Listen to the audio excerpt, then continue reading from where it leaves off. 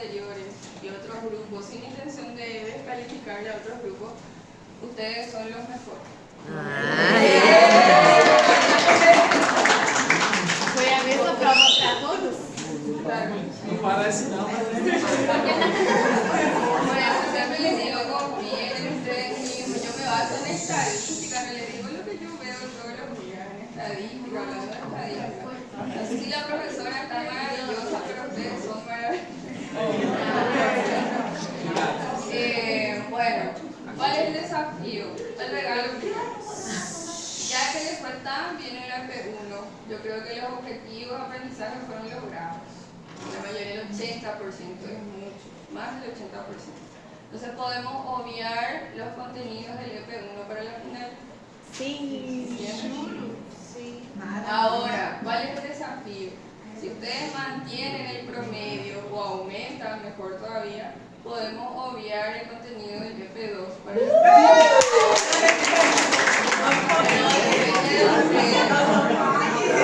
Estuda, meu povo, estuda.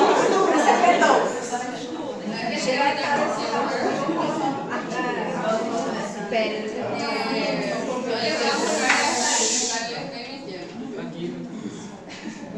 Entonces, si ustedes mantienen ese promedio de 10 general o más, podemos obviar el EP2. ¿Está bien? Ya empezó. Então, para final, só vai entrar Renata. Sim, sim. Linda.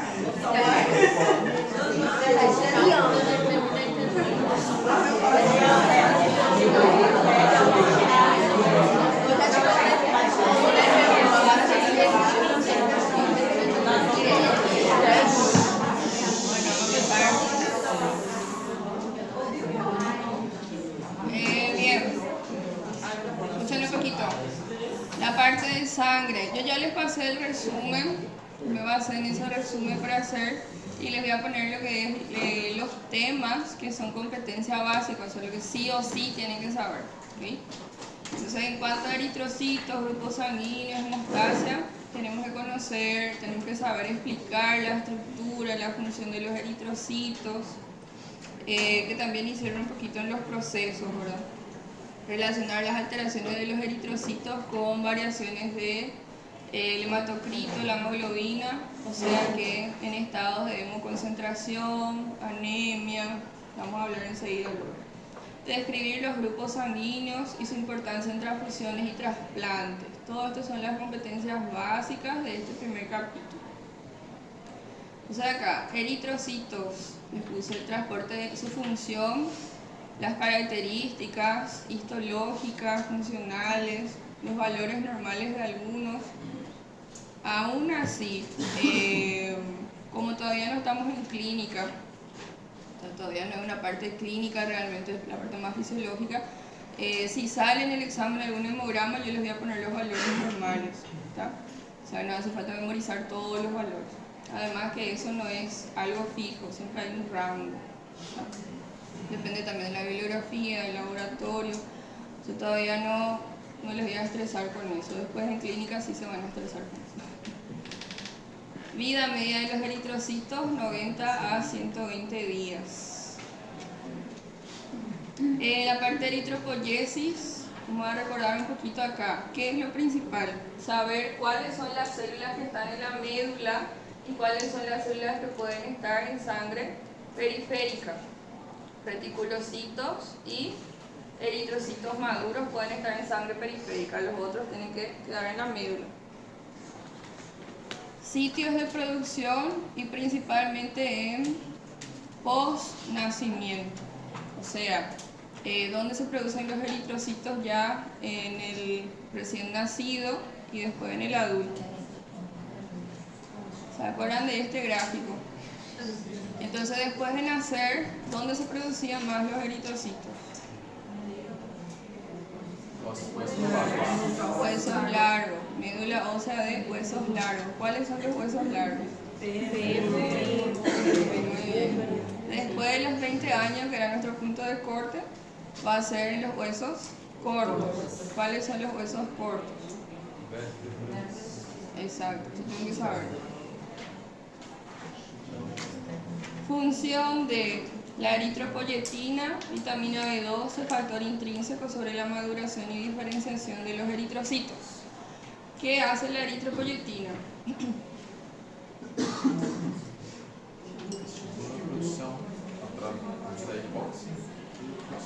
Exactamente.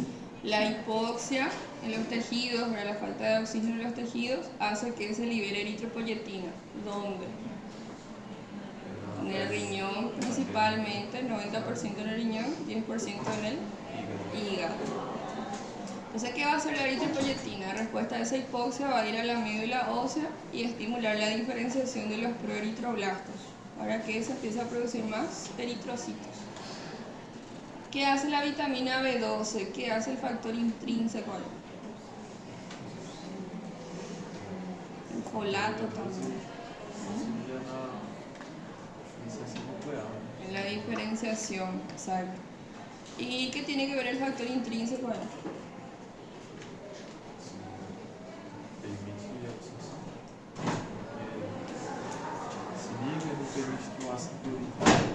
Exacto. ¿Dónde se produce factor intrínseco? Células parietales del estómago. Las células parietales del estómago producen ácido clorhídrico y factor intrínseco. Y ese factor intrínseco se une a la vitamina B12 para protegerle de las enzimas. ¿Está? ¿Y dónde se va a absorber esa vitamina B12? No se va a absorber en el estómago, se va a absorber en el híleo. Entonces, cualquier alteración de la producción de factor intrínseco, la producción de factor intrínseco, la absorción de la vitamina B12 en el híleo va a tener consecuencias sobre la maduración, la diferenciación de los eritrocitos. ¿Sí? Porque la vitamina B12 ayuda a eso.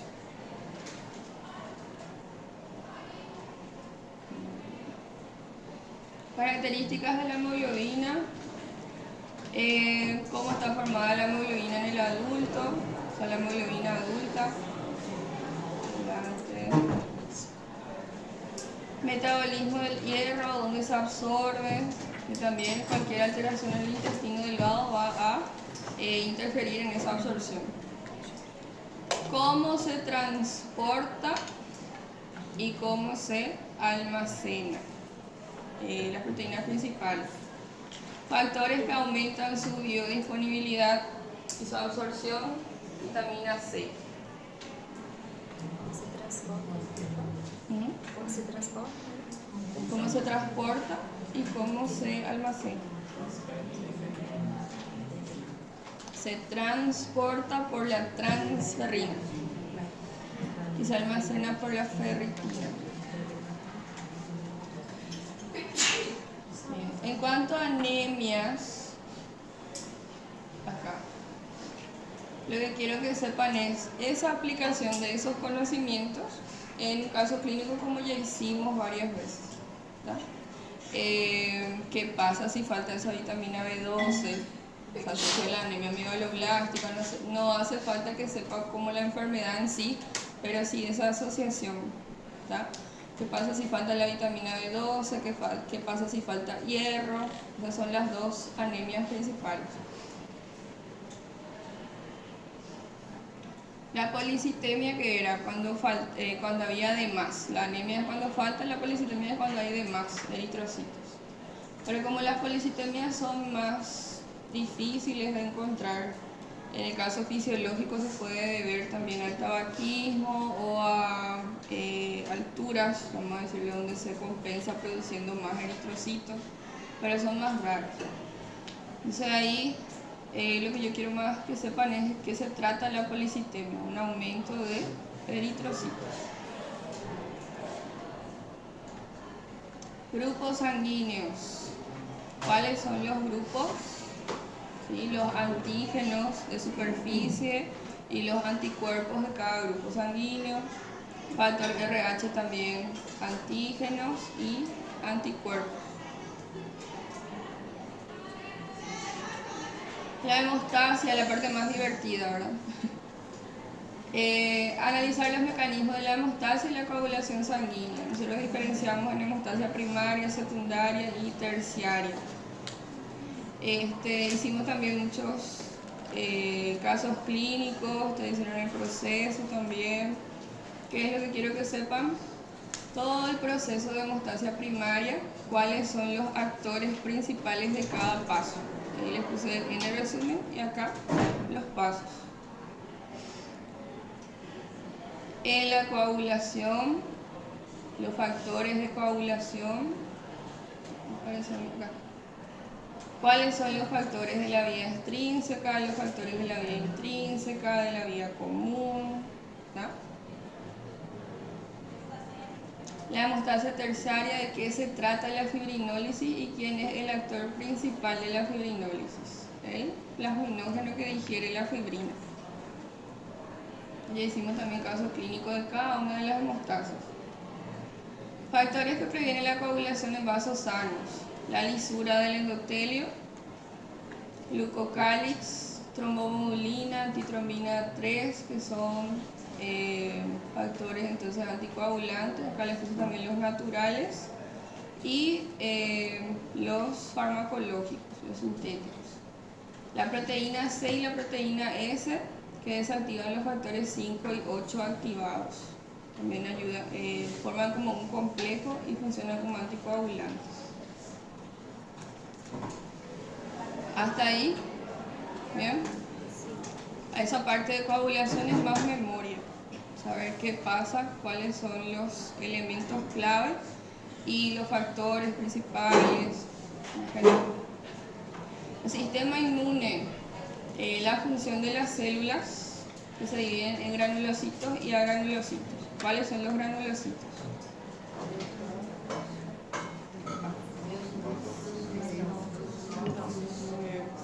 Y los agranulocitos.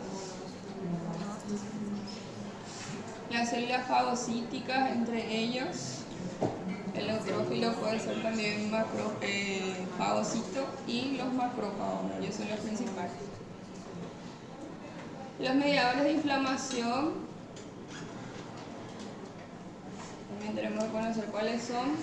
Función del sistema de complemento, que le englobamos en 3 funciones grandes. La ozonización, ¿qué es?